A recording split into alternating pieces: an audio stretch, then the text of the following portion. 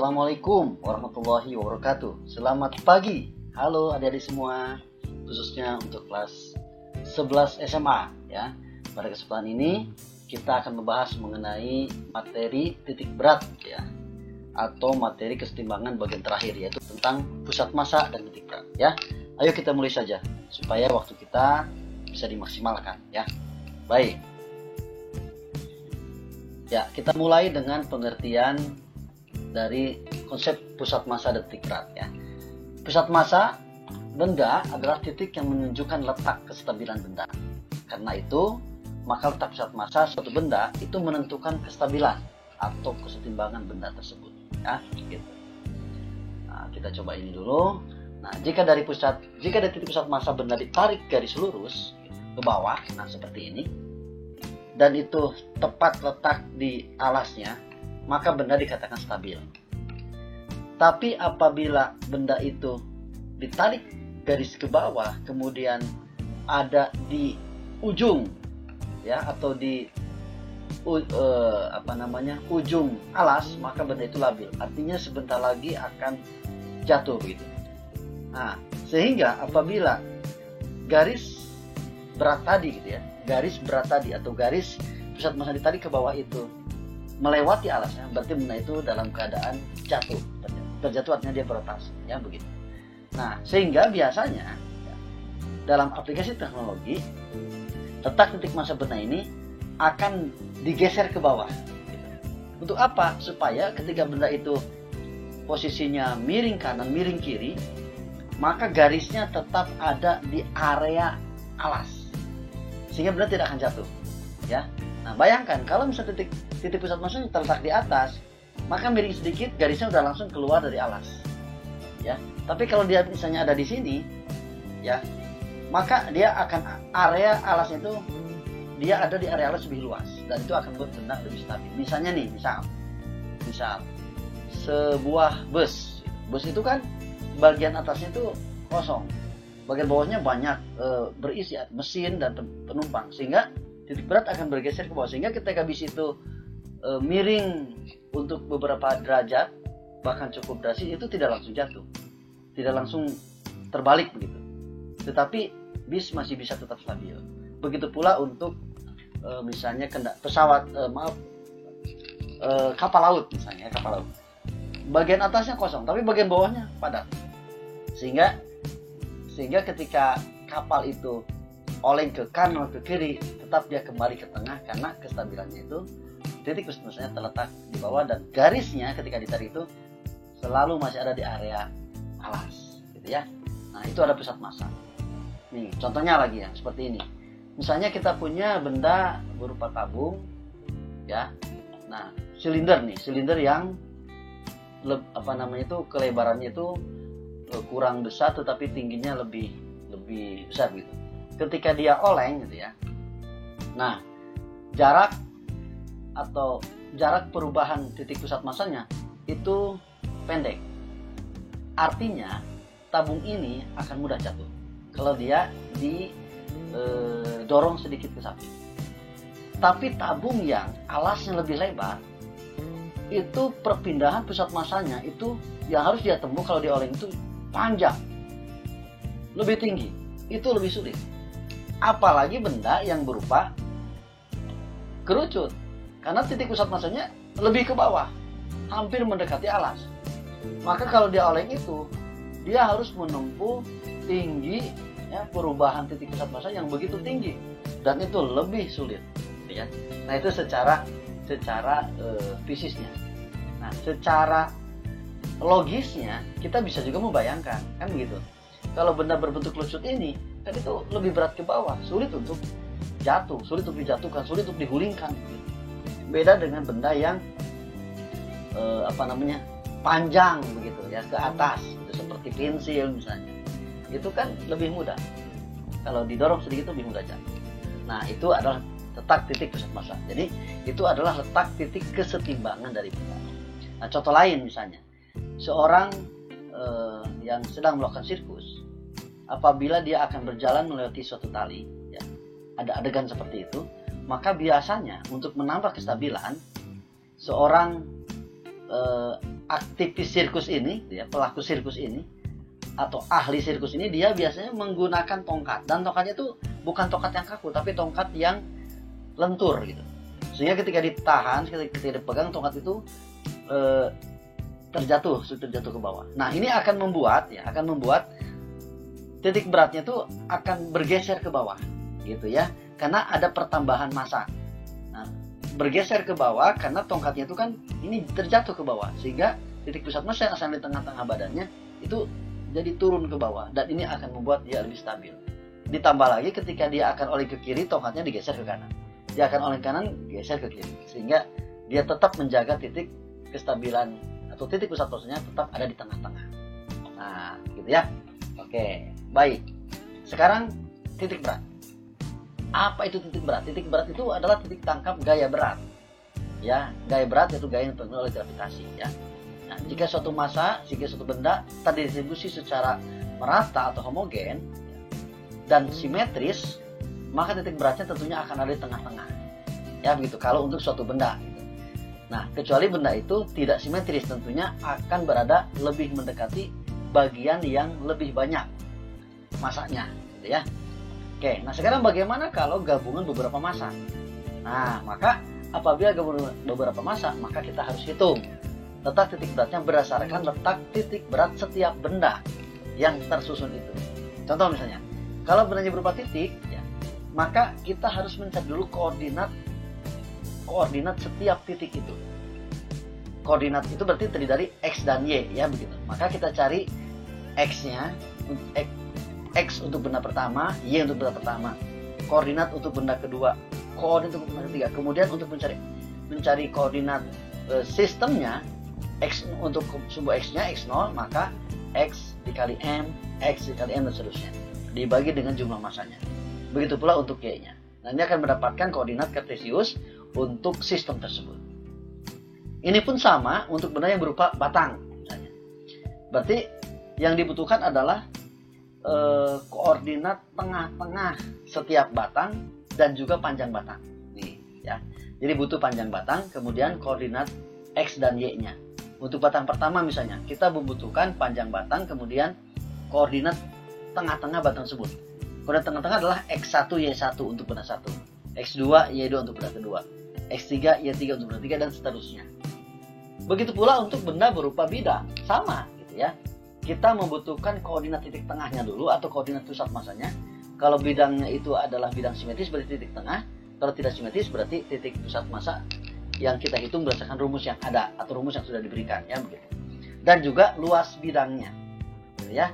Untuk X berarti untuk koordinat sistem pada sumbu X-nya berarti X1, A1 dan seterusnya. Sedangkan untuk koordinat Y-nya Y1, A1 dan seterusnya, ya begitu. Begitu pula untuk benda berupa ruang, gitu ya.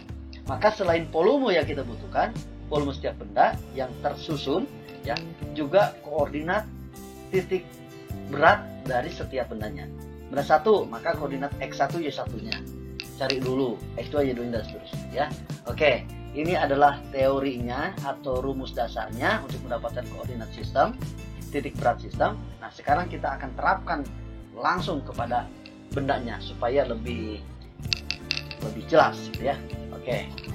Sebelum itu, kalian harus tahu dulu ada beberapa benda yang bentuknya tidak simetris. Kalau benda simetris itu tidak bingung, tidak sulit, pasti di tengah-tengah gitu. Baik itu benda batang, benda bidang maupun benda yang berisi atau benda ruang, itu pasti di tengah-tengah. Kalau benda simetris kiri kanan atau simetris atas bawah, gampang saja, gitu. Bisa ditebak, gitu. Logika bisa digunakan. Tapi kalau bendanya tidak simetris, maka ini harus dihitung, ya. Nah, untuk tingkat SMA, ya, jangan khawatir, kalian tidak perlu menghitungnya, gitu. Tapi kalian hafalkan saja beberapa benda yang sudah dihitungkan, gitu ya, letak titik beratnya. Oke, misalnya nih, untuk benda berupa garis, ya. Nah, kan ada garis lurus, ada garis melingkar. Garis lurus tidak sulit, pasti tengah-tengahnya. Tapi kalau garis melingkar, nah nggak bisa, tentu bukan tengah-tengahnya karena distribusi masanya itu ini kan tidak simetris. Kiri kanan simetris, tetapi atas bawah tidak simetris. Nah, untuk yang kiri kanan tidak usah kita cari, tapi yang atas bawahnya. Nah, Z ini adalah titik pusat masanya atau titik berat untuk benda berupa garis tengah lingkaran. Ya, yaitu diambil dari garis horizontal ini, titik tersebut jaraknya adalah 2R per V. Ya, untuk garis tengah lingkaran itu 2R per V dari garis rata. Ya, atau dari bawah gitu. Dari diameter gitu ya. Itu 2R per V. Kemudian untuk bidang yang tidak simetris itu adalah bidang setengah lingkaran, ya. Nah, setengah lingkaran. Kalau lingkaran pasti tengah-tengah. Nah, kalau setengah lingkaran itu tentu bukan di tengah-tengah. Nah, ini Z-nya itu di sini, ya dari garis rata itu jaraknya adalah 4R per 3P. Ya, untuk bidang setengah lingkaran. Lalu untuk bidang segitiga itu, yang ini berarti dari garis rata atau dari alas, kita sebut dari alas, yang menuju puncak begitu. Nah, titik ini adalah sepertiga tinggi, ya, untuk bidang segitiga. Nah, kemudian sekarang untuk benda bola. Kalau bola tengah-tengah. Nah, kalau setengah bola bagaimana? Nah, setengah bola itu diambil dari garis rata ke titik tersebut, ke titik berat itu adalah jaraknya Y0 itu adalah 3R per 8. Ya, ingat 3R per 8 ini dari garis rata. Bukan dari puncak melingkarnya, bukan, tapi dari garis ratanya. Dari diameternya gitu ya. Dari garis diameter ditarik ke titik itu adalah 3R per 8. Kemudian untuk kerucut pejal itu 1/4 tinggi dari garis rata, ya. Nah, ini adalah beberapa benda-benda yang tidak simetris untuk benda batang, bidang, dan benda ruang. Nah, kalau sekali lagi kalau benda itu simetris, baik itu batang, bidang, dan ruang, ya, itu bisa kita tebak pasti di tengah-tengah. Misalnya silinder. Ya, silinder itu kan kiri kanannya simetris, atas bawah simetris, pasti tengah-tengah, mudah ditebak. Tapi kalau yang tidak simetris, maka kita harus hafalkan letak titik beratnya seperti yang tadi sudah disampaikan, ya. Oke, baik. Sekarang kita langsung pada penerapan soal. Soal pertama. Nah, misalnya kita punya 4 buah batang, ya. Batang ke-1 ini sudah diberi tanda supaya memudahkan, ya. Batang 1, batang 2, batang 3, batang 4. Batang 1 dan batang 4 horizontal, batang 3 vertikal, batang 2 miring, letaknya miring. Oke, maka langkah pertama, kalau kita akan mencari letak titik berat sistem ini, langkah pertama, cari dulu panjang tiap benda ini, kemudian cari letak koordinat tengah-tengah tiap benda. Ya, ini kan benda simetris nih. Kalau horizontal berarti simetris kiri kanan. Nah, misalnya pasti L1 di sini akan terdapat letak tengahnya. Ya, nah seperti ini. Ini tengah-tengahnya L1, ini tengah-tengahnya batang kedua, tengah-tengah batang 3, tengah-tengah batang keempat. Nah, kita cari dulu tengah-tengah, koordinat tengah-tengah setiap benda, ya, ingat. Nah, misalnya ini. Benda pertama, ini kita cari panjangnya dulu. Dari 4 ini ke 10, berarti panjangnya 6. Ya. Perhatikan, kita ulangi lagi. Awalnya kan dari 4 nih, dari 4 X4 ini ke X10, berarti 10 kurangi 4, 6 panjangnya. Nah, koordinat titik beratnya di sini, titik tengahnya. Berarti di sini X, Y. X-nya tarik ke bawah kan gitu. Ada di daerah sini. Berapa ini? Kalau benah horizontal cari X-nya gampang. Panjangnya bagi 2. Tadi panjangnya 6 bagi 2 berarti 3, ya kan? 3 itu dari ujung sini, 3 itu. 3 dari ujung sini. Ujung sini 4, berarti 4 tambah 3, 7. Y-nya kan di sini tinggal tarik ke samping kalau Y-nya. Dia ada di sini tarik ke samping. Berarti Y-nya 10. Ya, gitu. Nah, begitu pula benda 2. Benda 2 ini benda miring. Nah, kalau miring itu kan pakai Pitagoras saja. X, Y, samping, depan. Sampingnya itu berarti 8 kurangi 2, 6. Sedangkan tingginya itu dari 10 ke 2, 8. 6, 8, ya pasti 10. Ya, pakai Pitagoras. Akar 6 kuadrat ditambah 8 kuadrat. Itu adalah 10. Ya, gitu. Nah, X-nya pasti di sini. X-nya letak titik berat untuk tengah-tengah, X berarti tengah-tengah alas, Y tengah-tengah tinggi, kan gitu. Tengah-tengah alas, tadi alasnya 6, berarti tengah-tengahnya 3, 3 dari 2, berarti 5. Ya, gitu. Tadi tengah-tengahnya adalah panjang, tadi alasnya kan 6, bagi 2 adalah 3, mulai dari 2, 2 tambah 3, 5. Y-nya tinggi bagi 2, tingginya tadi 8, 8 bagi 2, 4, 4 dari berapa nih? Ini alasnya dari sini 2, 2 ke atas, 2 tambah 4, ya, gitu. Oke. Berarti kalian bisa menebak untuk benda ketiga nih. Panjangnya berapa? Dari 0 ke 6, panjangnya 6. X-nya berapa? X 3,3. X3 nya kan di sini 3 tarik ke bawah. Kalau benda vertikal tarik ke bawah. Terus berarti X-nya 6. Y-nya tinggi bagi 2. Tingginya 6 bagi 2 3. Tak 3. Jadi X-nya 6, Y-nya 3. X-nya 6, Y-nya 3, panjangnya 6. Benda keempat bisa ditebak juga. Panjangnya berapa? Panjangnya 6. Dari 0 ke 6, panjangnya 6. X-nya ini tinggal panjang bagi 2. X-nya berarti 3. Dari 0 tambah 3, 3. Jadi X-nya 3, Y-nya tadi ke samping, set 2. Y-nya 2. Tuh, ya. Nah, setelah kita mendapatkan data ini dengan benar, L-nya benar, X-nya benar, Y-nya benar, baru kita masukkan ke persamaan tadi. X0 berarti X1 kali L1 ditambah X2 kali L2 dan seterusnya dibagi dengan jumlah panjang. Maka kalikan saja 7 kali 6, 7 kali 6, 5 kali 10, 6 kali 6, 3 kali 6, begitu. Dibagi dengan jumlah semua panjangnya 6 tambah 10 tambah 6 tambah 6. Maka kita dapatkan jumlah yang atas itu 146, jumlah bawah 28. Maka kita sederhanakan dapat 73/14 atau 5,21 untuk koordinat X0-nya. Bagaimana dengan Y0-nya? Dengan cara yang sama ya, dikalikan Y1, L1 dan seterusnya dibagi dengan panjang seluruhnya, maka mendapatkan 75/14 atau 5,36.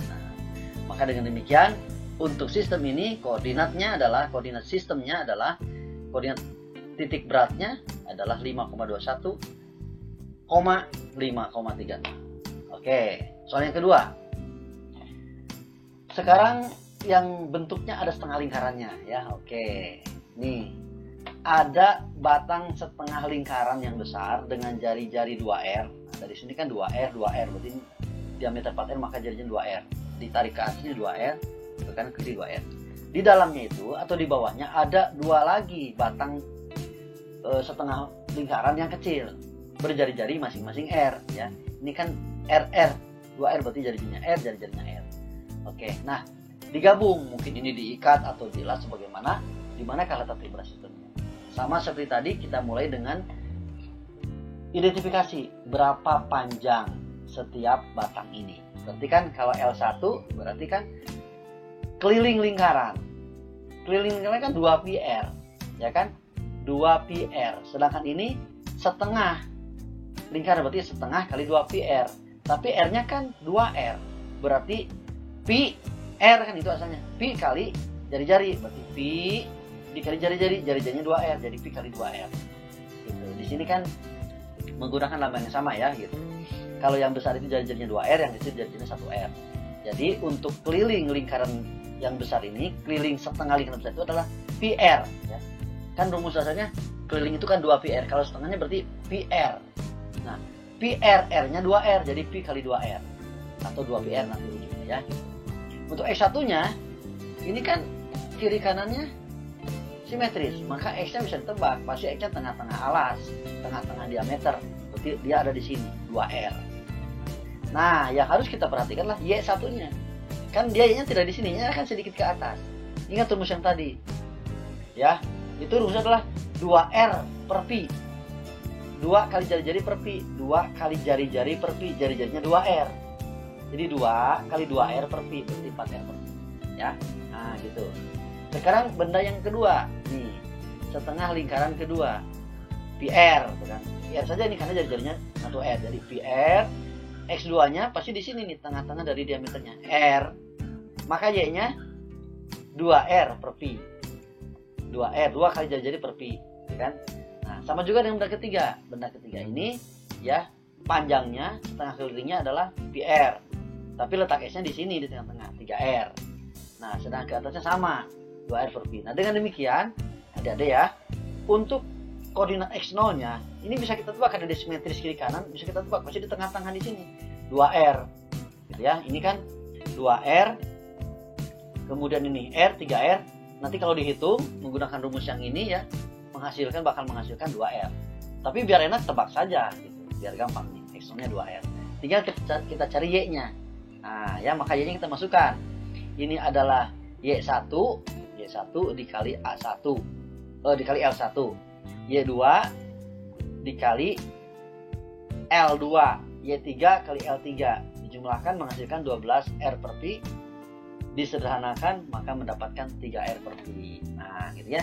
Sehingga koordinat titik berat untuk sistem ini adalah X0 nya 2R, Y0 nya 3R per Pi. Oke, mudah-mudahan dengan dua contoh ini kalian sudah mulai paham. Ini untuk benda batang. Sekarang benda bidang. Oke ya. Nah, kita mulai dengan bidang yang segi 4 dan segi 3. Oke, nanti ada bidang lingkaran. Kita tentukan dulu mana benda 1, benda 2. Nah, ini saya berikan benda satunya yang segi 3, benda 2 yang segi 4. Boleh aja kalian benda satunya yang segi 4 dulu boleh ya. Oke, kita cari luasnya dulu kan. Luasnya berarti setengah alas kali tinggi. Setengah alas, alasnya adalah 6, tingginya adalah 6. 9 kurangi 3, 6. Berarti setengah alas, setengah kali 6 kali 6. 18. Itu adalah luasnya. X-nya, ini lihat. Sistem ini kan setimbang kiri kanan. Udah pasti X-nya bisa ditebak. Ya, sebetulnya bisa ditebak. Berarti X-nya tengah-tengahnya. Pasti X-nya 3. X0-nya 3. Gitu. Oke, bisa kita lihat. X1 ya 3, pasti alas bagi 2. Nah, Y-nya. Segitiga itu kan bidang segitiga sepertiga tinggi. Sepertiga kali tinggi. Tingginya 6. Sepertiga kali 6 berarti 2. 2 dari garis ini ke atas itu 2. Kan kita harus hitung dari bawah. Berarti 2 ini ditambah 3, 5. Oke, sekali lagi. Takutnya kalian kurang paham bagian ini. Y-nya sepertiga tinggi. Tingginya 6. Sepertiga kali 6, 2. 2 itu dari sini ke atas itu 2, ya. Kita coba tandai supaya tambah jelas. Nah, misalnya di sini letaknya. Nah, titik ini. Nah, dari sini ke sini itu adalah 2. Gitu kan? Nah, tapi alas ini tulisan 2-nya. Alas ini kan mulai dari 3. Jadi 3 tambah 2, 5. Oke, cukup ya. Oke, benang yang kedua, segi 4. Panjangnya ini 5 kurangi 1. Panjangnya berarti 4 kali 3, 12. Ya. X-nya udah bisa dipastikan 3. Lalu Y-nya ke atas tinggi bagi 2. Tingginya 3 bagi 2, 1,5. Oke, maka dengan demikian langsung bisa kita hitung. Maka X0-nya langsung bisa kita tentukan. X0 sama dengan 3 di tengah-tengahnya. Kemudian Y0-nya masukkan persamaan yang tadi ya. Y1 kali A1 dan seterusnya berarti di sini 5 kali 18, 5 kali 18, 1,5 kali 12. Nah, gitu kan? Maka kita dapatkan 3,6 Y0-nya. Dengan demikian, maka koordinat titik berat sistemnya 3 untuk X0 dan 3,6 untuk Y0. Oke, sekarang bagaimana dengan bidang lingkaran? Ya, kita hapus dulu yang ini. Oke. Untuk bidang lingkaran. Nah, misalnya kita punya sebuah lingkaran besar dengan jari-jari 2R, oke. Kemudian di dalamnya ada lingkaran kecil dengan jari-jari R yang kosong atau bolong. Kalau tidak ada lingkaran kecil yang kosong, maka letak titik berat lingkaran ini pasti di tengah-tengah. Ya, udah bisa ditebak di tengah-tengah ini. Berarti 2R, X-nya, Y-nya 2R. Tapi kalau ada bolongnya dia bakal bergeser. Nah, coba lihat. Benda ini simetris. Simetris kemana? Coba lihat. Simetris atas bawah. Ya. Berarti kalau simetris atas bawah, maka Y-nya sudah bisa kita tebak. Kalau simetris atas bawah, Y-nya pasti di tengah-tengah di sini. Jadi Y-nya udah bisa ditebak adalah 2R. Nah, yang kita cari sekarang R-nya, X-nya. Kenapa? Karena dengan di sini bolong dan di sini massa partikelnya lebih banyak, maka akan mengalami pergeseran ke sebelah kiri. Pasti nilai X0-nya tuh kurang dari 2R, ya. Nah, kita lihat. Kita cari luasnya dulu. Untuk bidang yang satu, yang besar, berarti pi R kuadrat. Pi kali R-nya 2R. Dikuadratkan, berarti 4pi R kuadrat. X1-nya pasti 2R, Y1-nya 2R. Nah, ketika mau mencari koordinat titik berat untuk benda 1, maka dianggap benda 2-nya belum ada. Jadi dianggap benda 1 secara utuh, penuh, tanpa bolong. Gitu dulu cara meninjaunya ya. Gitu. Nah, sekarang benda kedua. Luasnya adalah pi R kuadrat dengan jari-jari 1R. Bolong, min. Jadi kalau kosong, itu min. Nah, gitu ya. Oke. X2-nya, nah ini tengah-tengahnya di sini titik beratnya. Berarti 3R. X-nya, Y-nya 2R. Nah, lihat, Y-nya 2R. Maka udah bisa dipastikan Y0-nya 2R. Tinggal kita cari X0-nya. Masukkan dengan cara yang sama. Dengan rumus yang tadi ya. Berarti di sini X, 2R kali 4pi R kuadrat. ya, ditambah 3R kali min. Nah itu kan, jadi ini kurangi, luasnya pun nanti dikurangi, maka kita dapatkan, kita coret PR kuadratnya, PR kuadrat coret habis, sisanya di atas 8R dikurangi 3R berarti 5R. 4 kurangi 1, 3. PR kuadratnya udah hilang, jadi 5R per 3 atau 5 per 3 R. Maka kesimpulannya Y, X0 nya ini, maaf terbalik ya, X0 nya terbalik nih, X0 nya adalah 5R per 3. Oke. Sedangkan Y0 nya adalah 2R ya, maaf terbalik. Oke, baik. Kita sekarang berikutnya adalah masuk pada contoh untuk benda berupa benda pejal atau benda berisi atau benda ruang. Oke. Nih, saya punya sebuah silinder. Ya, ini dilihat dari samping gitu, jadi kelihatannya 2 dimensi. Nah, sebuah silinder pejal, bawahnya tuh kosong setengah bola.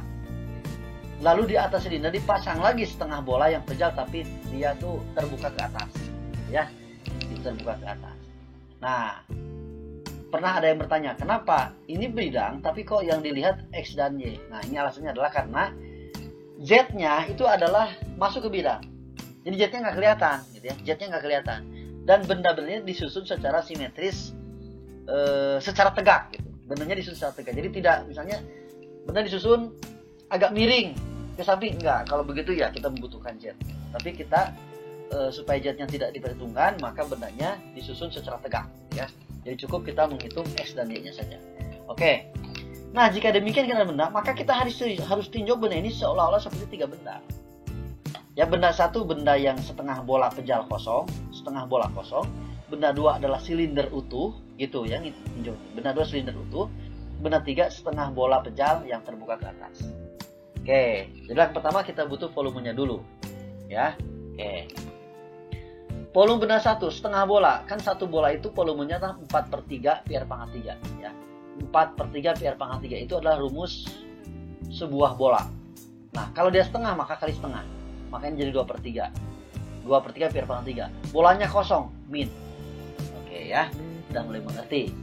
Nah, ini lihat, benda ini, sistem ini simetris. Simetris kiri kanan, ya. Kalau simetris kiri kanan maka X-nya bisa kita tebak. Nah, coba lihat X-nya pasti di tengah-tengah sini. Nah, lihat, karena sumbu Y-nya di sini di tengah-tengah, bahkan sumbu Y ini ada di X sama dengan 0. Berarti kalau begitu, tengah-tengah ini nilainya 0. Jadi X0-nya 0. Gitu ya. Nah, X1 0, X2 0, X3 0. X0-nya pasti bakal 0. Jadi bisa kita tebak. Oke, maka kita fokus pada Y-nya sekarang. Oke, sekarang Y. Dari rumus yang tadi sudah diberikan di depan, yaitu Y1 atau Z-nya itu dari garis yang mendatar ditarik ke titik tersebut, itu jaraknya adalah 3R/8. Ya, itu. Oke, sekarang benda kedua.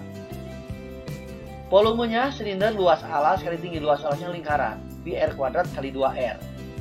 PR kuadrat, jadinya kan ini R. PR kuadrat kali 2R. Nah, maka PR kuadrat kali 2R, maka 2 PR pangkat 3. X2-nya pasti 0. Y-nya ini silinder utuh, kan begitu. Kita tinjau dulu silinder utuh. Maka Y-nya tengah-tengahnya. Tingginya 2R, berarti ini R. Oke, benda ketiga, volumenya 2/3 PR pangkat 3, sama seperti volume benda 1, tapi ini tidak min, ya, tidak min. Ini berisi, tidak min. X3-nya pasti 0. Y3-nya, nih, coba lihat. Titiknya di sini. Dari garis mendatar itu ke titik itu adalah 3R/8. Berarti caranya naik dulu ke atas, 3R, terus turun, min. Gitu. Jadi 3R dikurangi 3R/8. 3R kurangi 3R/8. Berarti ini bisa menyebutnya menjadi 24/8. 24 kurangi 3, 21/8. Nah, dengan demikian, pertama kita langsung aja tegaskan X0-nya, berarti 0. Sekarang kita cari Y-nya, ya. Y1, P1, dan seterusnya, maka kita dapatkan Y1, ya, 3/8R dikali volumenya min. Nah, minnya sebenarnya di depan. Lalu ditambah dengan R ini adalah Y2-nya, Y2-nya R, P2-nya 2P R pangkat 3, ditambah Y3-nya 21/8R dikali P3, 2/3 P R pangkat 3, dibagi jumlah volumenya, jumlah volume. Volume 1, volume 2 volume 3 nih. Volume 1 dengan volume 3 ini kan besarnya sama, yang satu min, maka bisa kita coret. Ini kita coret. Set, set, kan begitu. Lalu PR pangkat 3 kita coret. Coret. Coret. Coret. Coret. Habis. Maka di bawah sisanya angka 2. Gitu ya. Nah, gitu. Di atas sisanya ini coret-coret jadi 4. 3-nya habis.